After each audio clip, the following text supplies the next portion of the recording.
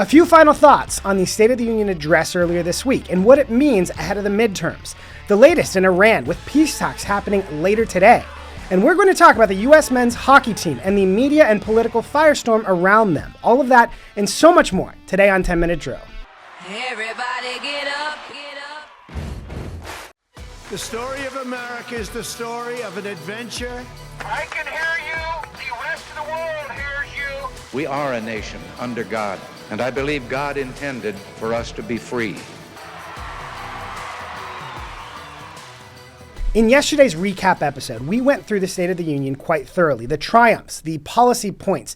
Today, I just wanted to highlight a few of the narratives that are going to continue from the speech this week into the midterms, the contrasts that President Trump hopes to drive. And we talked about some of those already. The fact that Abby Spanberger giving the Democrat response was an incredibly valuable picture for voters to see of what happens if Democrats are in charge, contrasted to President Trump and his vision and laying out a positive agenda on things that people actually care about. And I think that in the day after the State of the Union address, a lot of the media coverage, the analysis, and the polling painted an even clearer picture of how some of these narratives are setting in. And so I wanted to get into some of those today. By doing things like bringing out the Olympic team and cheering for heroes from the military, heroes from around the country on different issues, President Trump wrapped himself in triumphalism, which was a stark contrast to the scowling Democrats that, as we talked about in yesterday's recap episode, refused to stand for so many pointed issues, whether it was standing for the mother of slain Irina Zarutska. But most pointedly, the thing that's gotten some of the most coverage and analysis since this was President Trump's specific challenge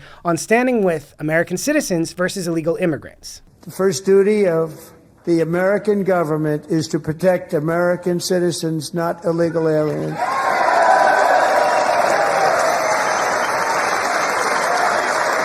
That contrast was a theme in the 2024 election against Joe Biden. The fact that President Trump was running on securing our border and deporting dangerous criminal illegal immigrants, while Joe Biden was the one who opened the border in the first place. President Trump was intentional about reminding people what Joe Biden left behind in 2024, and the fact that the Democrats in the room for that speech voted for all the policies that Joe Biden pushed that drove us to the affordability crisis that was significantly worse before President Trump got in office. The other key contrast that I wanted to get into was President Trump's focus on investing in you, the American people. He talked about things like expanded retirement accounts for people who don't have 401ks through their jobs, paired with things like Trump accounts for babies and children to start investing in their future, contrasted with a very thorough block in which he discussed things like Minnesota's massive $9 billion Somali fraud scandal. And he puts the question to voters: who would you rather your government be investing in? You,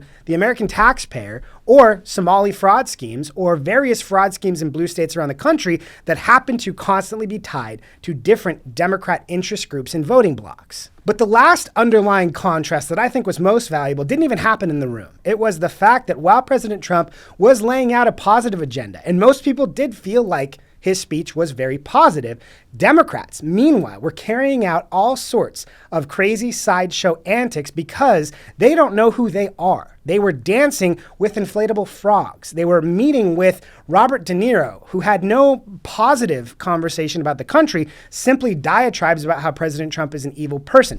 That contrast of sane and focused on you versus crazy and pandering to dangerous lunatics is a contrast that President Trump and Republicans will drive going into the future. And part of the polling that we saw immediately after the speech already addressed some of how President Trump was able to accomplish that. This from CNN. We go to the results of our instant poll, get this reaction from those that watched the speech tonight. 38% said they had a very positive reaction to the speech, 25% somewhat positive, 36% negative. So roughly 2/3 in the positive territory, 1/3 negative among speech watchers. That is a very striking number to have a majority of speech watchers feeling like this is moving the country in the right direction. And it has to do with the fact that President Trump focused on so many 80-20 issues. We talked about a lot of them last night. One other one that I thought was really notable was his focus on things like commercial driver's licenses for illegal immigrants. That's why tonight I'm calling on Congress to pass what we will call the Delilah Law, barring any state from granting commercial driver's licenses to illegal aliens. One thing I love in post-State of the Union addresses, post-presidential debate, media coverage, things like that, is the focus groups and the conversations they have with normal voters. This, with a Michigan voter, I thought really captured the essence of the night. His point is valid. Everybody in that room represents the citizens in this country. And are you doing your job? He should, the governor asked, is Trump doing his job? Trump asked, are all of you doing your job? As we talked about, one of the most triumphant moments of the State of the Union address was when President Trump invited the gold medal hockey team out for the entire room to stand and cheer for them. Now, as President Trump noted, not every single person stood there, and perhaps the small segment of people who weren't standing represent this sort of coordinated effort between political activists on the left and many in the media to carry out character assassination against this gold medal hockey team. Now, one thing that happened right after their win that you might not have heard about is as they were celebrating in the locker room, they had a call from President Trump, who praised them, praised their win, and joked to them, if I invite you to the White House in the State of the Union, I'm also going to have to invite the women's team. And he praised them, and he was obviously being tongue-in-cheek, and some of the players in the room laughed along. And many in the media on the left have seized on this to say that these hockey players are misogynist, and they're aligning with President Trump and his MAGA agenda, in part because they're simply left-wing scolds. And here's been some of the media coverage of them and how President Trump has celebrated them. This was Donald Trump say, hey, look, we got a party going. Look at these people. You like hockey. You like the military. Yeah. Everybody tells me we're hot. Right. We're hot. No, you're not. We can see behind you. You're standing in front of this empty room.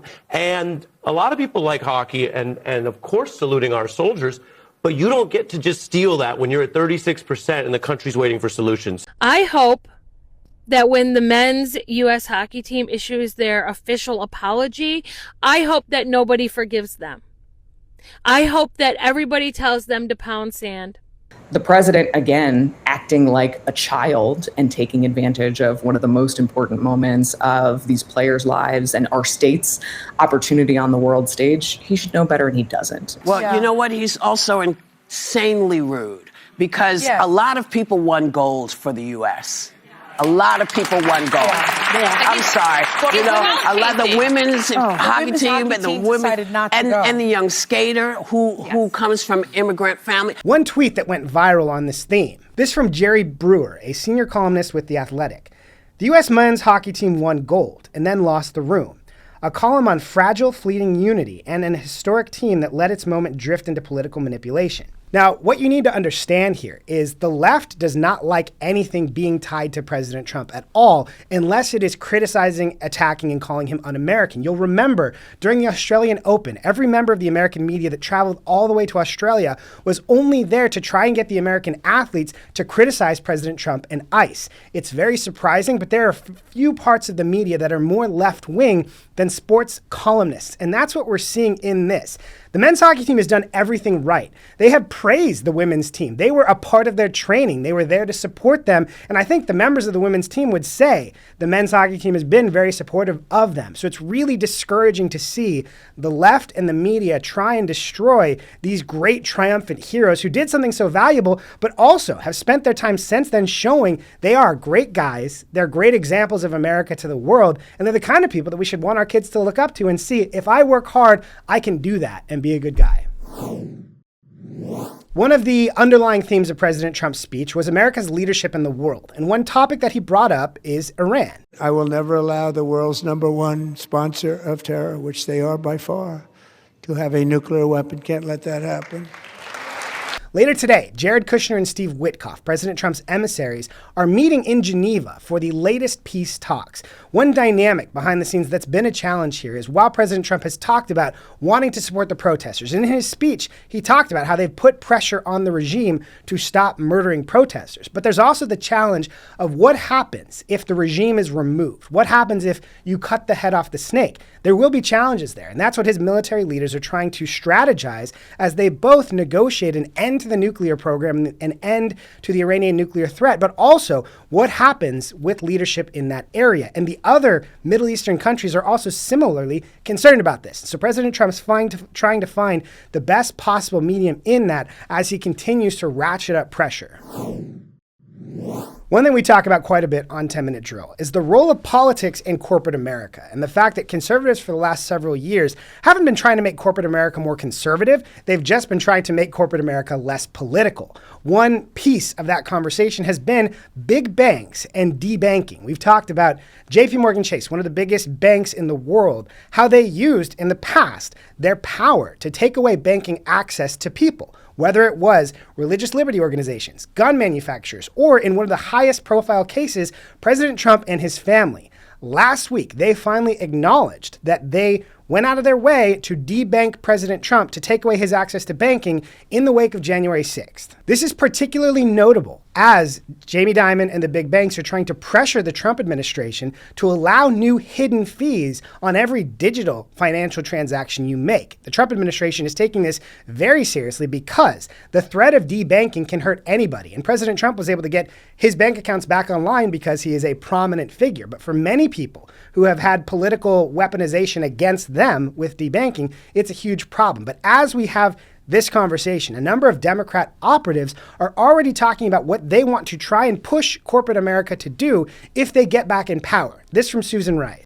It's not going to end well for them. If these corporations think that the Democrats, when they come back in power, are going to, play by the old rules, and say, oh, never mind, we'll forgive you for all the people you fired, all the policies and principles you've violated, all, the laws you've skirted.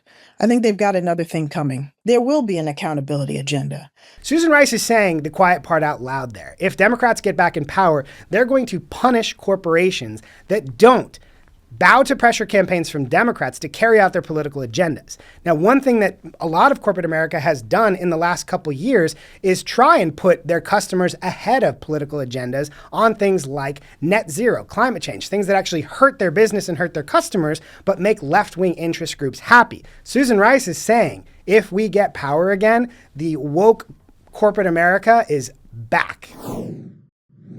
For You Can't Make It Up segment today, we want to pay tribute to the incredible cameramen in the State of the Union address and the fact that they were very intentional about who they highlighted during different themes. For example, this. State of the Union is how it gives Americans the chance to see clearly what their representatives really believe. That was Endangered House Democrat Tom Suozzi, who couldn't seem to keep his eyes open during the speech, even though that was only about probably half an hour in. He must be busy doing other things like hurting his constituents. Another person who seemed to struggle. Another pillar of the American dream that has been under attack is home ownership.